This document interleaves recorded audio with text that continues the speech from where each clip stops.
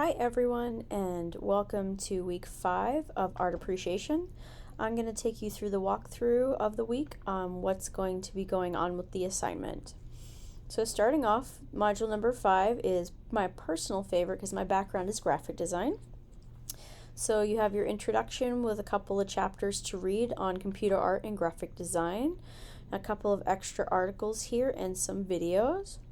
The main thing that we're going to discuss is the actual project, which is a non-traditional self-portrait. Go ahead and open up the spec sheet here. Okay. So you will be, as a way to engage both the historical and current trends of photography, students will explore the concept of self-portrait in a contemporary manner. So you're going to be doing something a little bit different. You're not necessarily going to just take your phone and snap a couple of selfies.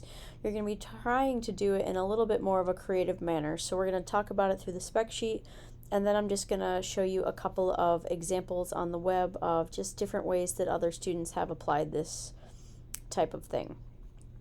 So traditionally, self-portrait is defined as a portrait of an artist produced or created by that artist. In today's culture, our society has become fascinated with selfie portraits. For this assignment, we will explore the idea of the self-portrait in a non-traditional manner.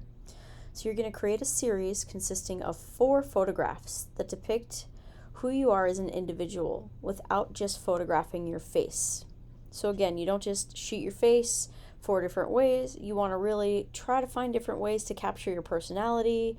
You know, maybe you have, a forearm tattoo that's really interesting. You want to shoot that in a specific light, or maybe you have an interesting hair color, or maybe you have a hobby of photography, so you want to find a way to shoot your camera. Now, it doesn't specifically have to be shot on a camera, because we're going to get into that. You can shoot this on your cell phone, as most of you will. So if you don't have like a really good digital camera, don't stress it. So you're going to show yourself as an individual without necessarily just using your face. This can be achieved by photographing places, activities, people, objects, or anything else who you really think represents you as an individual. For example, I make art, I'm married, and I have 2 children. I live in Florida and I have a dog. So those are things that are really important to me. And I could take a creative picture of each of them, and that would be a part of my life. Now that's more of a literal sense. If you want to go more creative, go for it. So it says required materials, digital camera. Again, I'm fine if you use your phone as long as, the quality, the resolution's okay. So you're going to read, you're going to check out the section on photography and art. Then you're going to really think about that, how you want your photographies to, or how you want your photo to look, whether you want it to be in color and black and white. If you need to make digital enhancements, that's fine. So if you want to shoot it on your phone and then you want to go into Photoshop if you know it and convert it to black and white, definitely feel free. Take your 4 separate images, and then you're going to write a little paragraph that's talking about how it's non-traditional and what it means to you and how it portrays you as a person. Okay, then you're going to upload those 4 photos with the written statement to the appropriate assignment area. So of course you're dealing with neatness and craftsmanship. You could go and view the rubric for more information on those specific things, but you're kind of used to that by now. So there's a couple of sites that we can look at. So Behance, I've mentioned before, used by a lot of designers and illustrators. So I just looked up creative self-portrait to give you a couple of just ideas of how you could do this if you're really looking to kind of push the envelope. So there's some fun things in here. I'm not going to show just the 4 series. I'll just kind of scroll through. So this one, trying to take a photo in a mirrored ball. That's kind of fun. This one here, I actually thought was really neat. So not just having the straight on 4 pictures of herself, shot herself in different lights. Playing with light, playing with silhouette. So having a lot of fun just with different backgrounds, and her major is photography, so really kind of just playing a lot with light. That was the big one there. I will link this to you in the announcement area as well so that you can take a look at it.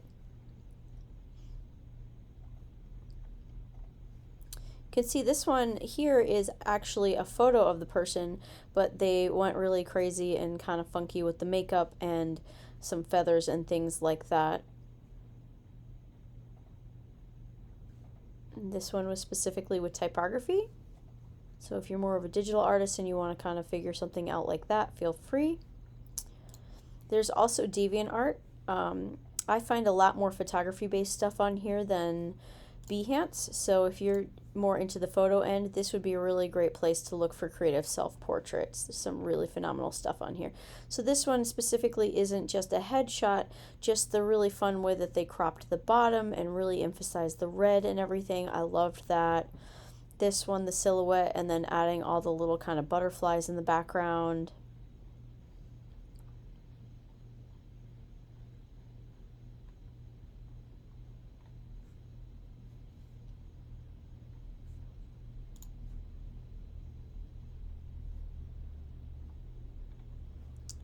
Really fun kind of just different way of shooting.